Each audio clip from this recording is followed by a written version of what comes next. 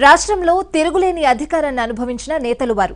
మొన్నటి ఎన్నికల్లో కనీసం డిపాజిట్ దక్కించుకోలేకపోయారు. ఇప్పుడు ఉనికి కాపాడుకునే ప్రయత్నాలు చేస్తున్నారు. మరి పూలమ్మిన చోటే కట్టెలమ్ముకుంటున్న వారెవరు? వైసీపీకి కోవర్టుగా ఉన్నారంటూ వారి మీద హైకమాండ్కు ఫిర్యాదు చేసిన వారెవరు? కాంగ్రెస్లో వారు కొత్త కుంపటి ఎందుకు పెట్టినట్లు?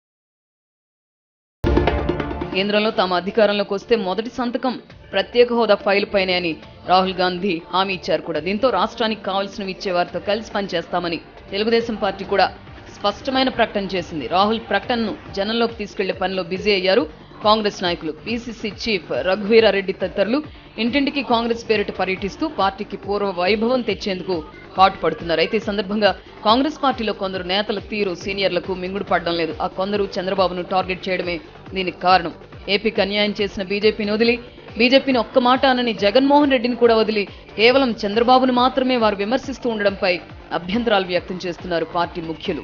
ఇది పార్టీ పంథాను ఉల్లంఘించడమేనని వారు వాదిస్తున్నారు కూడా.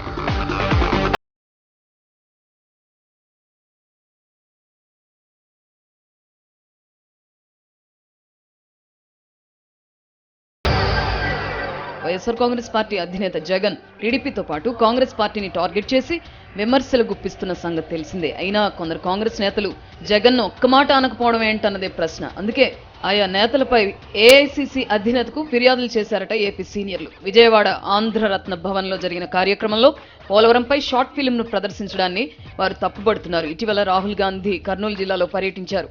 ఈ సందర్భంగా జరిగిన బహిరంగ సభలో రాహుల్ ఎక్కడ తెలుగుదేశం ప్రస్తావన తీసుకురాలేదు. రాహుల్ సంయమనంతో వ్యవహరించిన రాష్ట్రంలో కాంగ్రెస్ నేతలు మాత్రం తెలుగుదేశం అధినేత చంద్రబాబును టార్గెట్ చేయడాన్ని కొందరు సీనియర్లు అభ్యంతర పెడుతున్నారు. అలాంటి నేతలనే వారు కోవర్టులుగా పేర్కొంటున్నారు. ఆ నాయకుల్లో కొందరు ఇప్పటికీ వైఎస్ రాజశేఖర రెడ్డికి వీరభక్తులుగా ఉన్నారట. ఈ విషయాలన్నింటినీ పార్టీ ఇన్ఛార్జి ఉమెన్ చాందీ దృష్టికి తీసుకెళ్లారు.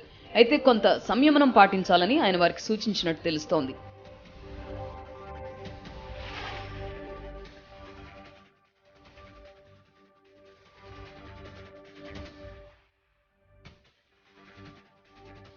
ఏపీలో టీడీపీతో పొత్తులు ఉండవని ఉమెన్ చాందీ చెప్పడంతో జగన్ కోవర్టులు ఈ మధ్య కాస్త దూకుడు తగ్గించినట్టు తెలుస్తోంది.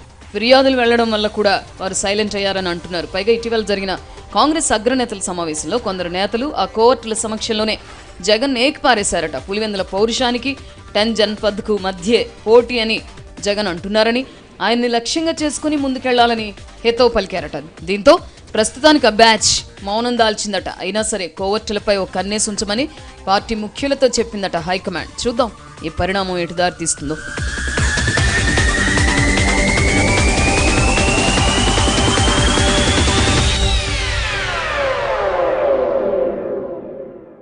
ఇదండి